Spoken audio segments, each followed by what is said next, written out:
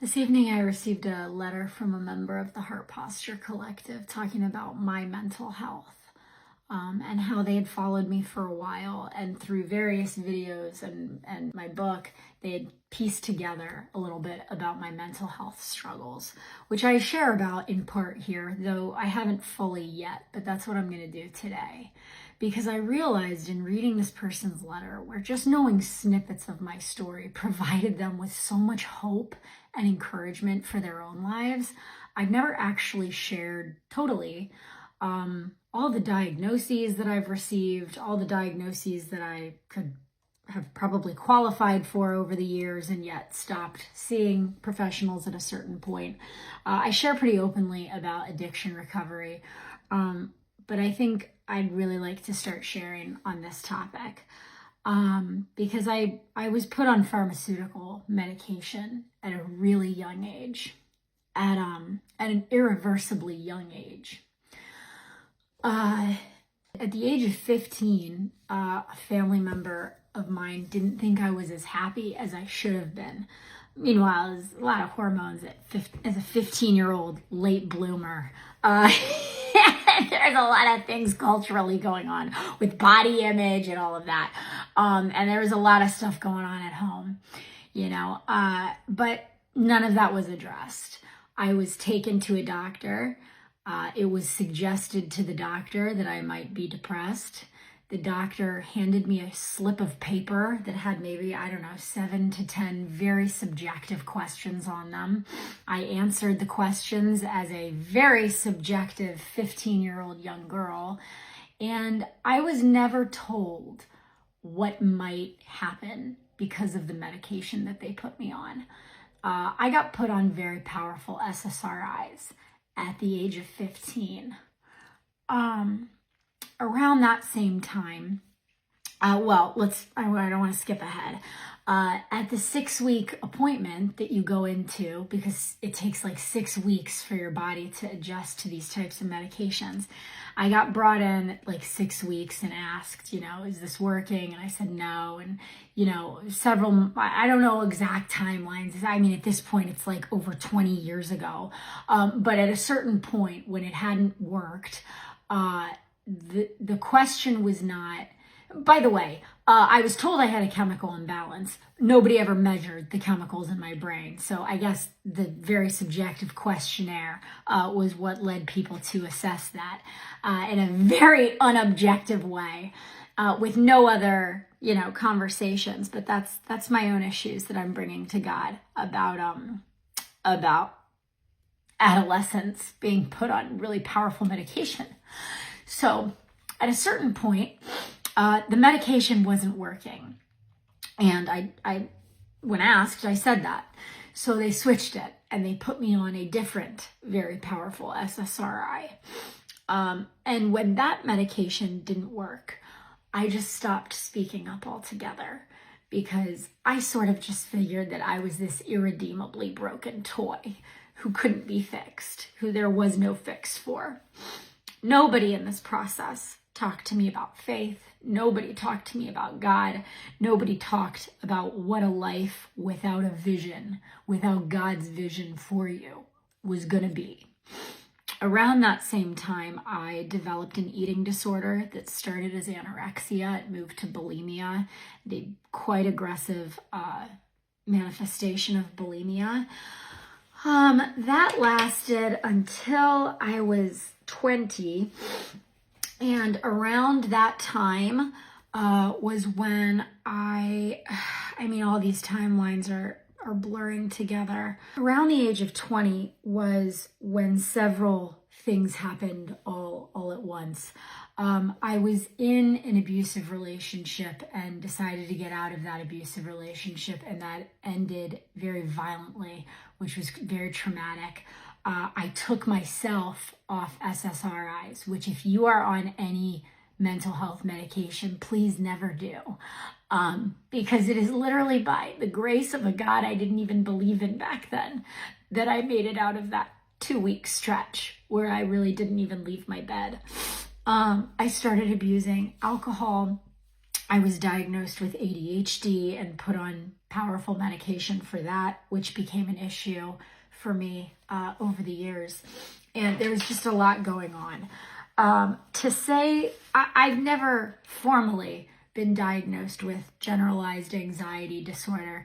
But if anyone would qualify, guys, I mean, it's more that I just stopped talking about things. Because the fact that no one ever caught that is shocking. But God's been working on that with me for a long time. And over a year ago, he delivered me from panic attacks, which had started in the first grade. I share all this, and I'm trying to think. I mean, that's not really all of it. I struggled with agoraphobia over the years. I struggled with hypochondriac, like being a hypochondriac over the years. I struggled with OCD over the years. That's something that I still struggle with sometimes when it comes to washing my hands and having clean floors. That's something that I work with now with God, as well as some of the anxiety still. I share this on social media, where you usually bring your highlights to make everyone envious and jealous, and make yourself feel better about your life, even if you don't feel that great about your life. Because I feel great about my life today. I am so filled with hope. I have so much love. I have such great relationships. I'm not going to speak to pharmaceutical stuff. I'll just say I have not had a mind or mood altering substance, pharmaceutically or otherwise, in over 14 years. I just celebrated 14 years of sobriety recently. And it's been a long road at times. But I'll tell you, as hard as that road has been at times, it is the easiest road that there is. Because a life looking for God in any place other than God is the most difficult life that there is to lead. And I share all of this with you today. I'm sure that there's several other diagnoses. I'm sure right now there's a mental health professional watching this being like, well, you probably have this and that. And to that, I'll just say, I probably do. I mean, let's just lay all the cards out on the table. There's probably some in there.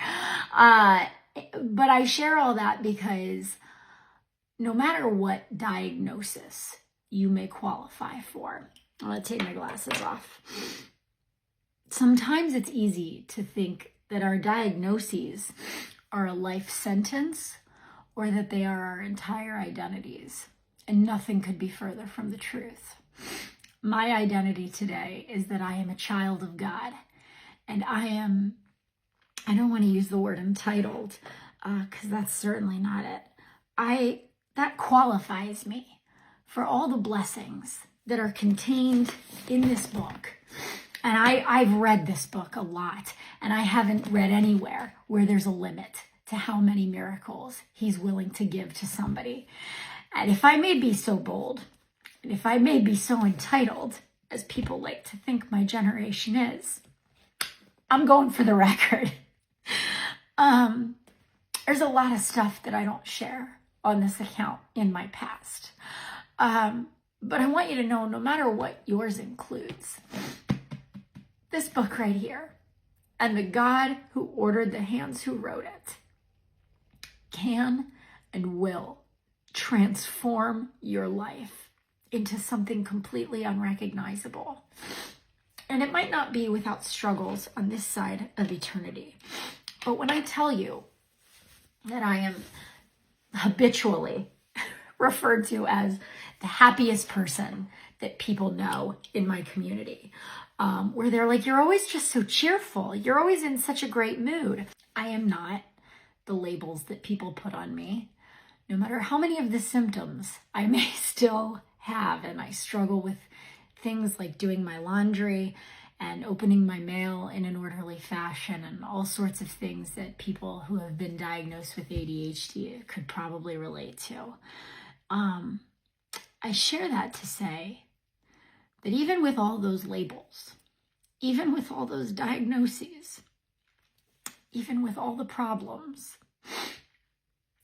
look at what God can do with somebody who was very broken, but willing. Are you willing? If you are willing, there is no such thing as too far gone. There is no such thing as broken. There is no such thing as him not showing up for you. And I just want to share that today.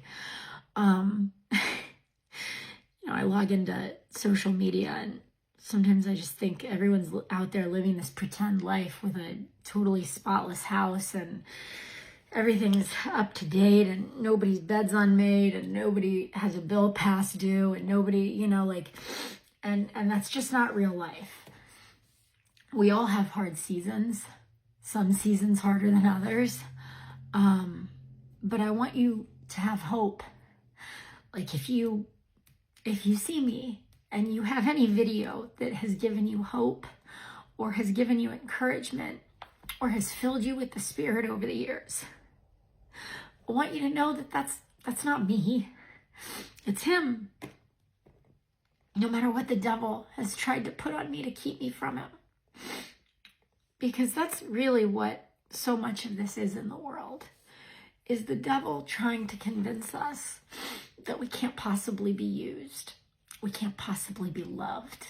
We can't possibly be useful in his kingdom, for his kingdom. And I'm here to say, as a very imperfect soldier in his army, and just one of many in this great commission that we have been tasked, sometimes the more broken you are, the better it is for him. Because when people see you all put together and you get to tell them that, yeah, this social media influencer who's a writer and a wife and a mom and sober, there were times when whole groups of people would talk about me and how hopeless it was. I know what it's like to have people root against you. I know what it's like to have people gossip about you at the bottom of your bottom. I just want to let you know that when I tell you that I'm rooting for you and that I'm praying for you, I mean it. My husband James and I pray for you every single night. And I am rooting for you. And I so hope that you turn to the God that I turned to in my worst moments, who got me to where I am today. I so hope that you reach out to him consistently without ceasing. I so hope that you come to know him and that you come to learn this book as a weapon against the forces of the world that are trying to keep you from him. But above all, I want to just boast in all my weaknesses, because that is the only thing that is worthy of boasting in. That Paul tells us, if I boast at all, be it in my weaknesses and the fact that God in his strength and his might and his grace and his mercy can use even me. When you look at me, if you talk to people from my hometown, if you talk to people I went to college with, you will be shocked by how unrecognizable I was to where you know me as. And I just want to say, that promise is available to all of us in whatever degree we need it. We need only seek him. He is the way, the truth, the life, and the only thing that is worth bragging about on social media, in my opinion.